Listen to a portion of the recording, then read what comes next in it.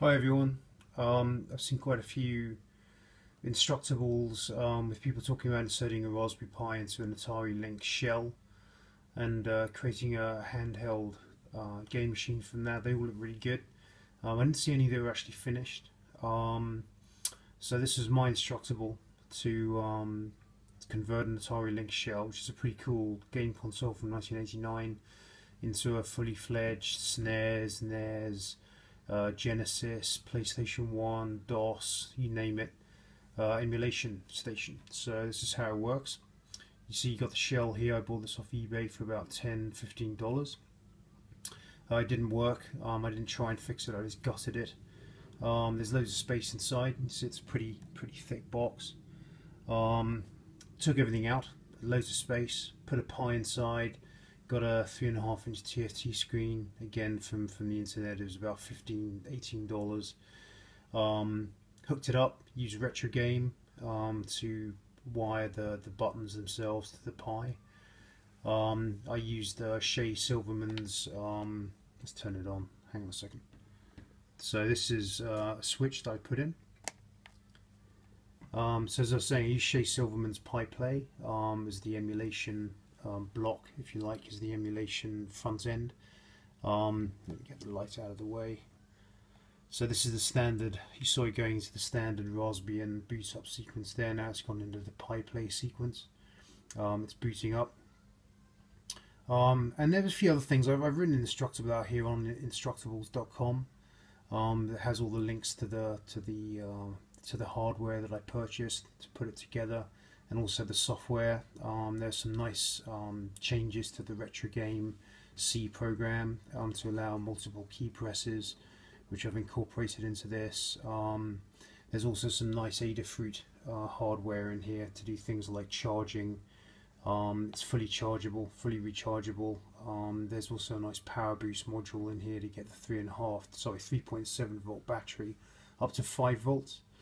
There are quite a lot of instructables out there as well, talking about how you can get an LCD screen to work with a 5 volt input. A lot of them have regulators inside. They demand 12 volts.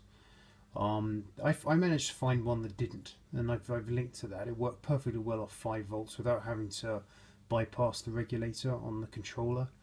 So that made everything much easier as well. So anyway, this is how it looks. Let's just do a quick demo if I can get that light out of the way.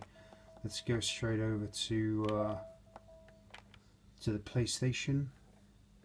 Let's just say no to that. It's asking me if I want to download new screenshots for the new ROMs that I've installed. So this is the great PCSX emulation software. Let me just pull back a little bit. Apologies for the light there. But this is a standard menu.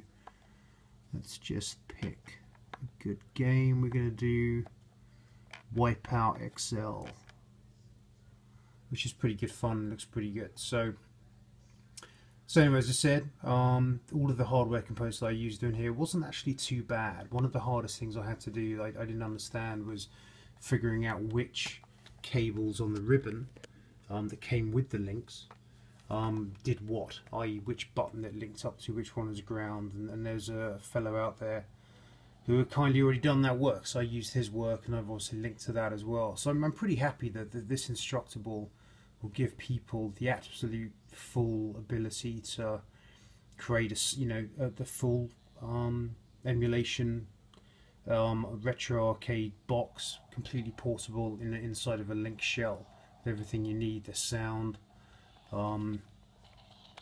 Let's just go through here, go into the game. Excuse me, the sound, as I say, all the concerns about having to scale up, down for the TFT screen has gone away. I think that's a pretty good version. And it's all here. So let's just take you through. You can see this is working pretty nicely. Sorry, this is taking a little bit of time, but let's just start the game so you can see it. Hang on, let's go over here. Okay.